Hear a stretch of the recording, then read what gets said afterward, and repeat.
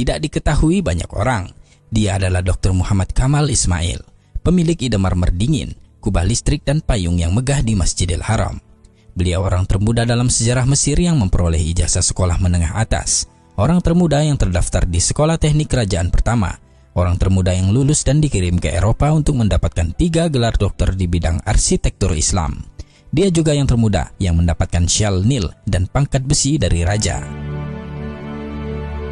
Dr. Muhammad Kamal menikah pada usia 44 tahun. Istrinya melahirkan seorang anak laki-laki lalu meninggal dunia. Setelah itu beliau tetap menyendiri dan mencurahkan seluruh waktunya untuk beribadah kepada Allah hingga wafat. Beliau menghabiskan hampir 100 tahun usianya untuk melayani 2 masjid suci, jauh dari sorotan media massa, ketenaran, apalagi uang. Dr. Muhammad Kamal Ismail adalah insinyur pertama yang melakukan perencanaan dan pelaksanaan proyek perluasan Masjidil Haram di Mekah dan Masjid Nabawi di Madinah. Dia menolak untuk menerima cek pembayaran jutaan dolar untuk ide desain teknik dan pengawasan arsitekturnya yang diberikan oleh Raja Fahd bin Abdul Aziz Al Saud, juga perusahaan Bin Laden. Dia mengatakan kepada Bakar bin Laden, "Mengapa saya harus menerima uang untuk pekerjaan saya di 2 masjid suci? Bagaimana saya akan menghadap Allah pada hari kiamat nanti?"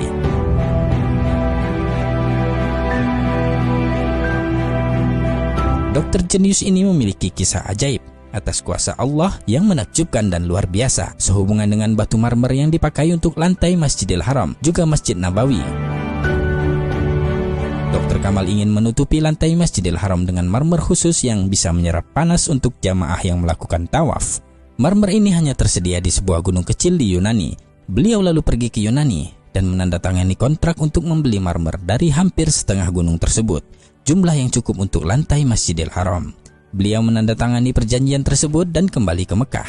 Setelah 15 tahun selesai pembangunan di Masjidil Haram, pemerintah Saudi memintanya untuk menempatkan jenis marmer yang sama di Masjid Nabawi di Madinah. Dr. Muhammad Kamal mengatakan, "Ketika raja memintanya untuk melapisi Masjid Nabawi juga dengan marmer yang sama, saya menjadi sangat bingung karena hanya ada satu tempat di dunia ini untuk mendapatkan marmer jenis ini, yaitu di Yunani, dan saya sudah membeli setengah dari yang tersedia." Dr. Kamal mengatakan bahwa ia pergi ke perusahaan yang sama di Yunani dan bertemu dengan CEO dan menanyakan jumlah yang tersisa dari marmer tersebut. CEO itu mengatakan bahwa marmer yang ada di gunung itu telah terjual semuanya 15 tahun yang lalu. Dr. Kamal menjadi sangat sedih. Ia melangkah keluar dan ketika hendak meninggalkan kantor mereka, ia bertemu dengan sekretaris kantor. Dr. Kamal memintanya untuk memberitahu keberadaan orang yang membeli sisa jumlah marmer tersebut. Sekretaris itu menjawab bahwa akan sulit untuk mengetahui dari catatan yang sudah sangat lama. Atas permintaan Dr. Kamal, ia berjanji akan mencari berkasnya. Dr. Kamal kemudian memberikan alamat dan nomor hotelnya dan berjanji akan mengunjunginya kembali keesokan harinya. Dr. Kamal mengatakan bahwa ketika meninggalkan kantor dia berpikir, "Mengapa saya ingin tahu siapa yang membelinya? Dalam hati saya berkata pada diri saya sendiri, Allah akan membuat sesuatu yang luar biasa terjadi," ujarnya.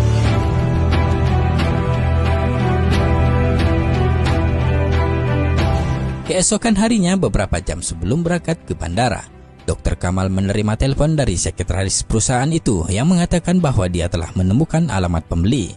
Dr. Kamal pergi ke kantor mereka dengan langkah lambat sambil berpikir, apa yang akan saya lakukan dengan alamat pembeli tersebut? Karena sudah bertahun-tahun berlalu. Dr. Kamal sampai di kantor dan sekretaris memberi alamat perusahaan yang membeli sisa marmer tersebut. Dr. Kamal mengatakan bahwa jantungnya berdegup kencang saat mengetahui bahwa perusahaan yang membeli marmer tersebut adalah perusahaan Saudi Arabia.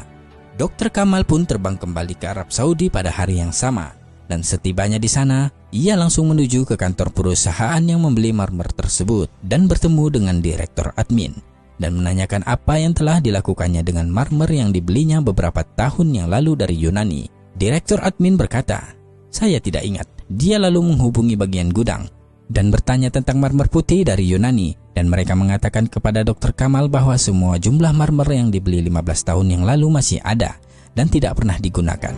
Subhanallah.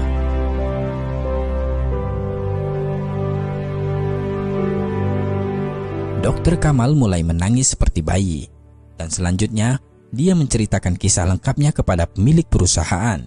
Dr. Kamal memberikan cek kosong kepada pemilik perusahaan dan dan memintanya untuk menuliskan jumlah yang diinginkan. Ketika pemilik perusahaan mengetahui bahwa marmer tersebut adalah untuk Masjid Nabawi, ia berkata, Allah membuat saya membeli marmer ini dan melupakannya, karena marmer ini dimaksudkan untuk digunakan di Masjid Rasulullah. Allahu Akbar.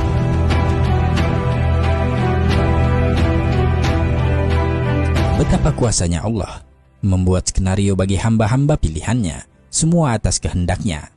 Dr. Muhammad Kamal Ismail meninggal pada 2 Agustus 2008. Semoga Allah menempatkan beliau di tingkat tertinggi di surga Firdausnya kelak. Amin ya rabbal alamin. Wallahu a'lam bissawab.